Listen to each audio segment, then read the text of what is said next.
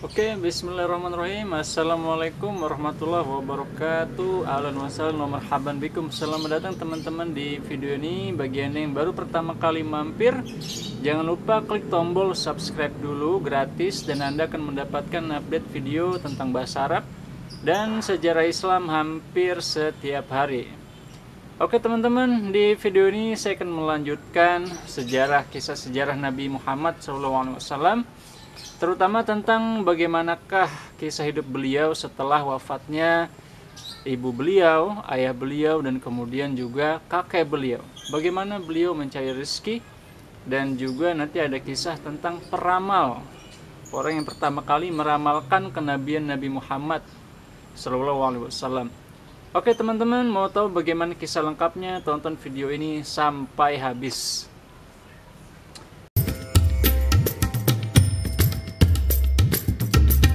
Ya teman-teman, kita sudah di Sarangan. Nah ini dia suasana. Teman-teman sekalian.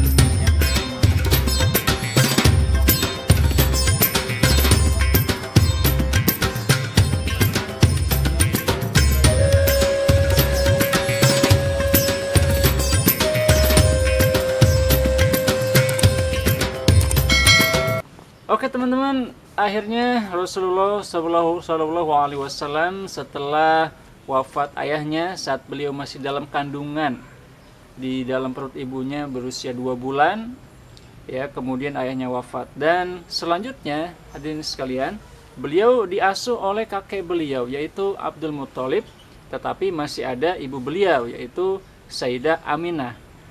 Dan sampai kemudian ketika Rasulullah SAW berusia 6 tahun, beliau diajak oleh ibunya untuk mengunjungi makam ayahnya yang ada di Madinah. Dan setelah selesai berkunjung ke makam ayahnya dan juga berkunjung ke saudara-saudara mereka yang ada di Madinah, di Yasrib ya, saat itu namanya masih Yasrib, belum Madinah. Dan kemudian saat kembali dalam perjalanan pulang ke Mekah, Sayyidah Aminah meninggal dunia. Beliau sakit, dan dalam perjalanan, di tengah perjalanan antara Mekah dan Madinah, di suatu tempat bernama Abwa, akhirnya Sayyidah Aminah meninggal dan beliau dimakamkan di Abwa. Hadirin sekalian, akhirnya Nabi Muhammad SAW di usia 6 tahun harus hidup seorang diri tanpa bapak dan ibu. Dan apakah kira-kira hikmah dari semua ini? Beliau diberikan kehidupan sebagai seorang yatim ya. Dan salah satu hikmahnya menurut Profesor Muhammad Ahmad Mahmud Hasbullah, dosen kami di Universitas Al-Azhar dan juga profesor ya, ketua jurusan sejarah di Universitas Al-Azhar, mengatakan bahwa salah satu hikmahnya adalah Allah Subhanahu wa taala ingin memisahkan Nabi Muhammad dengan ayah dan ibunya agar beliau hanya bergantung kepada Allah Subhanahu wa taala dan tidak bergantung kepada ibu bapaknya. Selain itu, di sini juga mengandung hikmah bahwa ternyata seorang yang yatim pun bisa mencapai kedudukan yang mulia.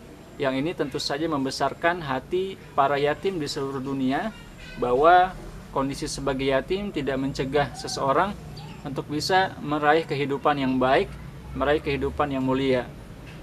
Dan selanjutnya teman-teman sekalian, Nabi Muhammad akhirnya diasuh oleh kakek beliau yaitu Abdul Muthalib. Maka Abdul Muthalib memainkan peran sebagai bapak sekaligus ibu dari Rasulullah Shallallahu Alaihi Wasallam. Dan Nabi Muhammad adalah cucu kesayangan Abdul Muthalib. Dan Abdul Muthalib sebagai seorang pembesar Mekah, beliau ini memiliki sebuah tempat duduk, ya, tempat duduk khusus hanya milik Abdul Muthalib yang diletakkan dekat Ka'bah, dan tidak ada yang boleh duduk di situ kecuali Abdul Muthalib. Dan Nabi Muhammad SAW, beliaulah yang sering tidur dan duduk di tempat duduk itu. Dan Nabi Muhammad ketika beliau bersama kakeknya, nah beliau ini akhirnya diberikan tempat khusus ya oleh kakeknya, dan disayang-sayang ya, dielus-elus pundaknya dan sebagainya.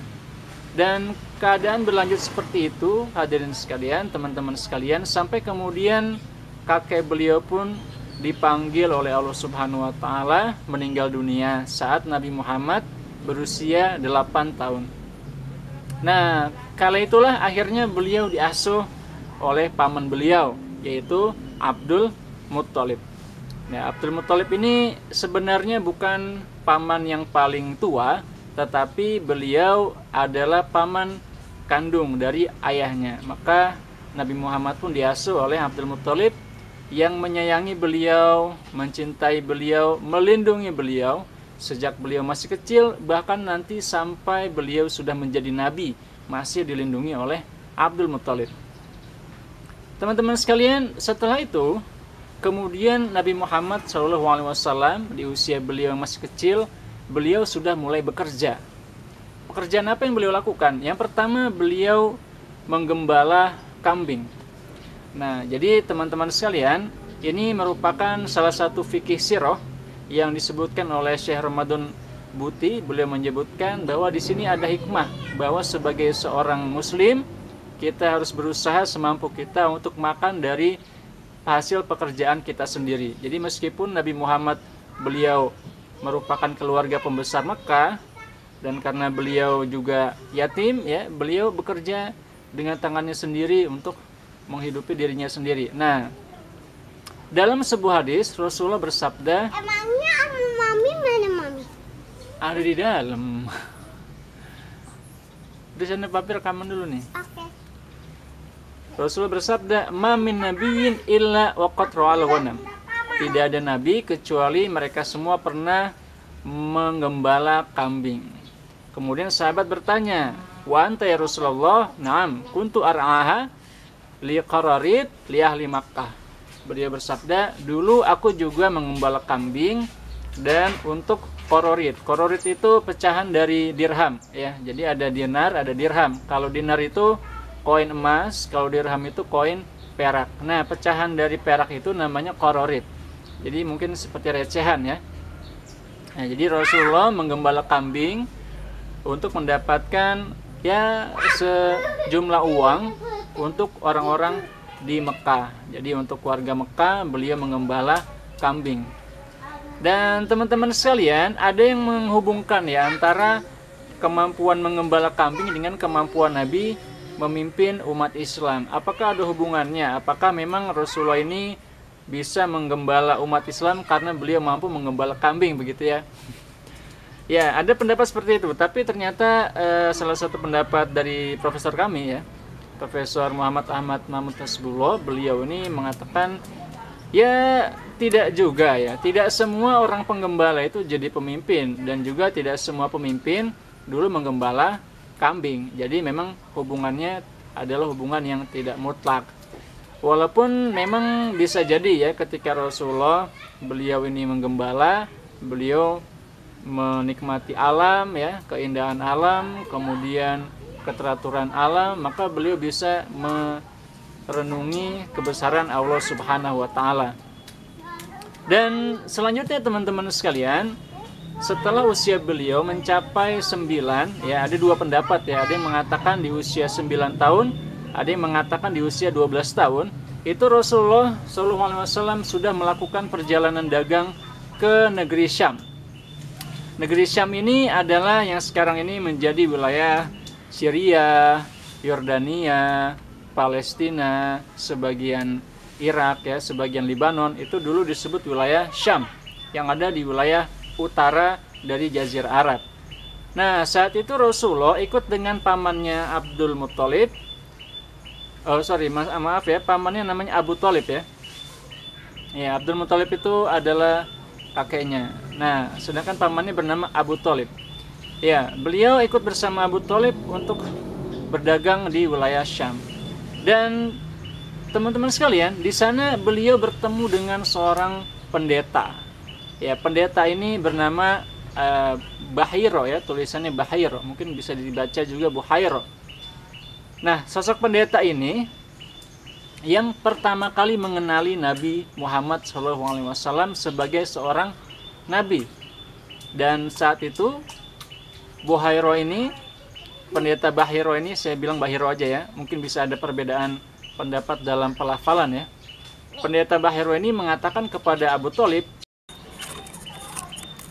Oke, teman-teman sekalian, dan akhirnya Pendeta Bahiro ini meramalkan bahwa Nabi Muhammad ini adalah seorang nabi, dan dia menyarankan kepada Abu Thalib untuk segera pulang ke Mekah.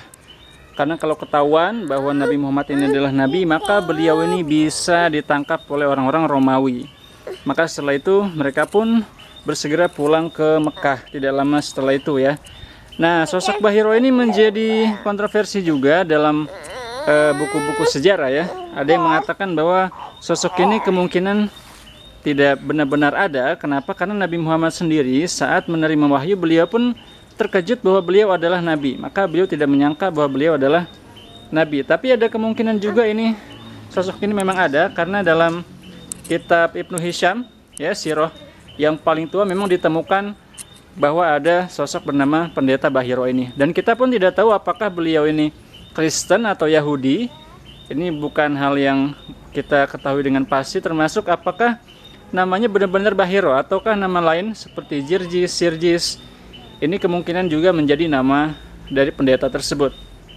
Tapi memang secara umum di hampir semua buku sirah, sosok Bahiro ini dikenali dan disebutkan sebagai orang yang pertama kali mengenali bahwa Nabi Muhammad adalah seorang nabi. Oke teman-teman, terima kasih atas partisipasinya. Terima kasih sudah nonton sampai habis. Sampai ketemu di video selanjutnya. Jangan lupa klik tombol like dan subscribe bagi yang belum. Wassalamualaikum warahmatullahi wabarakatuh.